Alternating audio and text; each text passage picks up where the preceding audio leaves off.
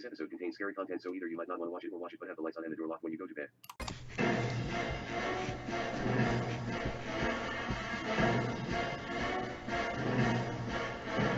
Hey guys, Bill here. Got my Mothman t-shirt on today because I'm thinking about a new video about Mothman because I have found some very interesting information that may put a whole new light on the Mothman monster. Now, in case you don't know who Mothman is, it's a monster from West Virginia. I've made one video on it. I'm gonna leave a link for it right up here so you can check it out, okay? Now, today though, ready. So I thought what we would do today is, I want to do something a little special and kind of break the routine. And I want to show you guys the top submission of all time to the Real or Fake series. Now, I know what you're thinking. You're probably thinking, oh, it's SLENDERMAN, but no, it's not SLENDERMAN. Oh, I know, how about the BLOOP? No, it's not the BLOOP either. Or, mermaids caught on camera, huh? That's a biggie, but that's not it. What is really it is the BLOOP. No, it's not the BLOOP either. What is really it is this.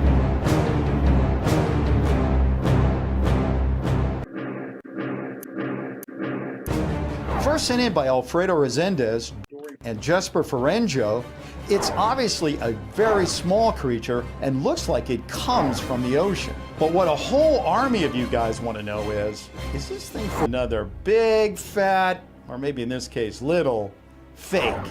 We're looking at a real. Why don't we get out our magnifying glass and see what we can find out, huh?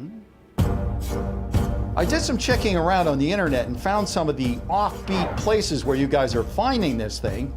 It has a lot of different names, but one of the most popular is Blue Angel. Unfortunately, a search on Blue Angels only turned up a bunch of fighter jet footage, and that's because that also happens to be the name of the Navy's flying demonstration team.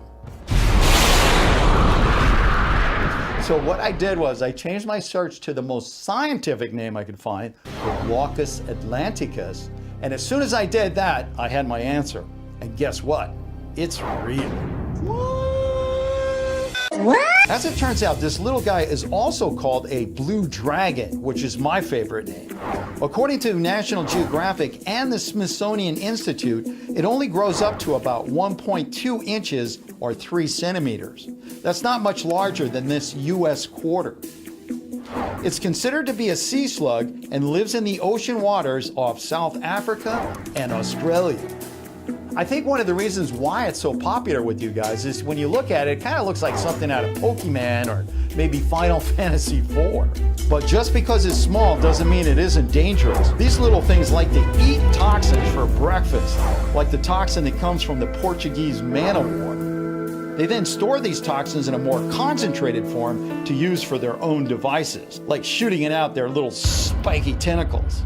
Now, some people obviously handle these things because, strangely enough, you often find them floating upside down on the surface of the water. But if I were you, I would follow some very simple rules. Take a look, take a picture, and then take off, because you don't want to get stung by one of these things. It's very painful. Okay, well, that's all the time I have for this video. I want to thank all you legions of people out there for sending in the Glaucus atlanticus. And you know, I'm celebrating today because now, when I get that query, all I'm going to do is point them to this video. Hey, if you got a picture or video and you're not quite sure whether it's real or not, like this one that came in this week, I mean, where the heck is this guy going with all those chickens on his Vespa? Are they living? Are they dead? Is this real? Is it fake? I don't know. I'm going to look into it. So if you've got a picture and you're not quite sure, send it to me at billschannel@gmail.com and I will take a look.